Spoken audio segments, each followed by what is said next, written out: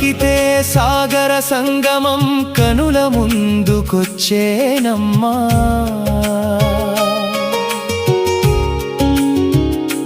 రీ అని పాడితే రుద్రుని ప్రణవం నీ రూపమై మెరిసెనమ్మా.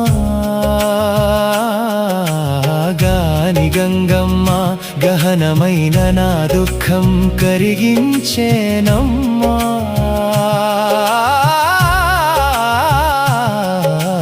మాని మధురమై మాధవ పదధూళిని మోసుకొచ్చెనమ్మా.